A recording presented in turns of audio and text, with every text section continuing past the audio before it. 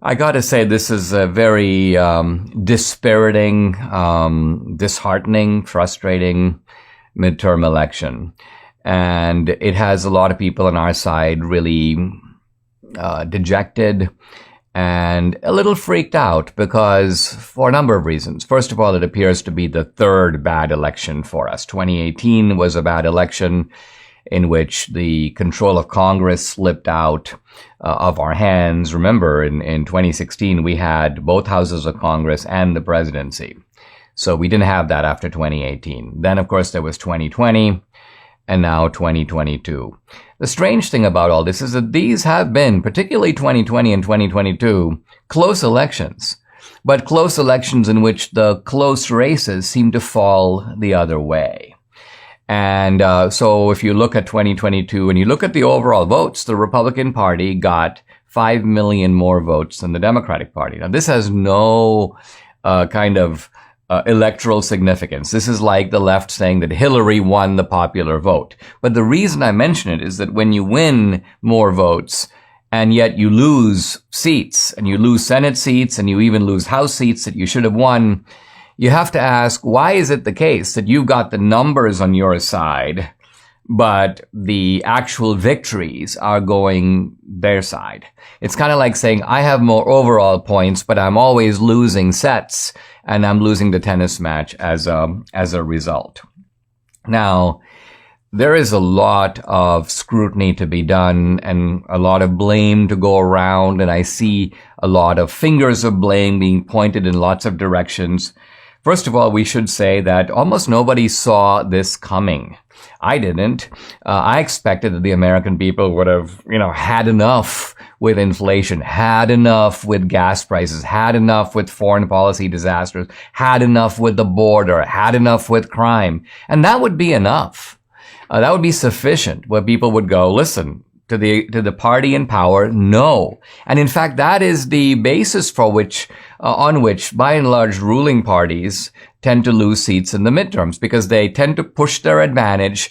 People then push back in the midterms, and that hasn't happened here. Now, some of the responsibility for this goes to McConnell. That can't be avoided. His machinations. I mean, it's one thing to fight against a formidable Democratic Party, but to have your own guy doing private maneuvers seems like it's almost like McConnell threw the whole election to save Lisa Murkowski in Alaska. I mean, it's a little bit of an overstatement, I think, but nevertheless, there is blame to go around there. In some ways, there's blame, I think, to go to Trump.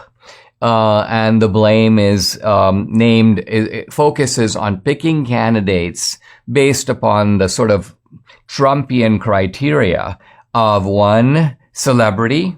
Trump seems to think that celebrity gets you 80% there. So Oz is a celebrity. Herschel Walker is a celebrity.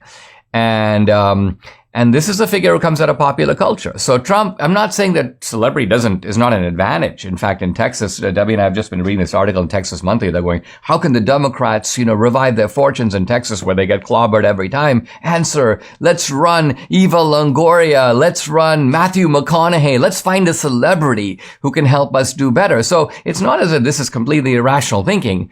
But I will say that Trump tends to pick people he knows that are celebrities. And the question is, are those the strongest candidates to field in those states? That is a legitimate question.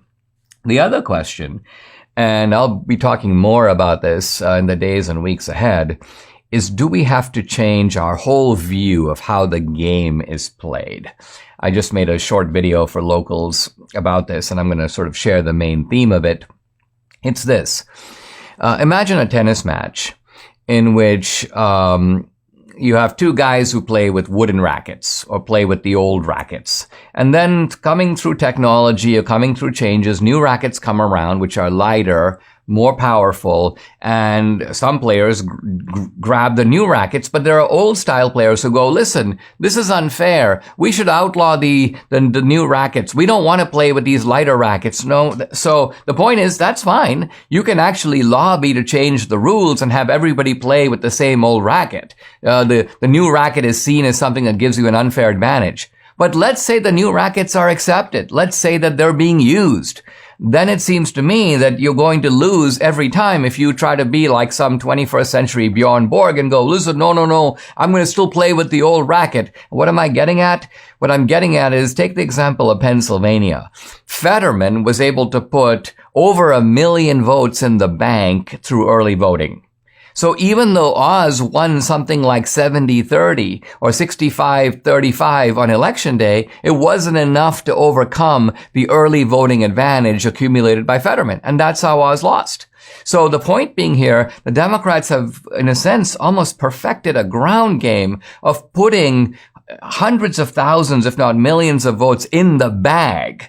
And we might see this happening also with Kari Lake. If Kari Lake loses in Arizona, it'll be in part, I think, not because she's a flawed candidate. She's actually a far superior candidate to the dopey Katie Hobbs, who didn't even really campaign. But think about it. How can Democrats who barely campaign, Oz, I'm thinking of Fetterman and Katie Hobbs and even Biden, how is it that they can get across the finish line? And one answer, not the only answer, but one answer is the Dems have mastered the art of the game of early voting, and we might have to consider playing the same game by the same rules.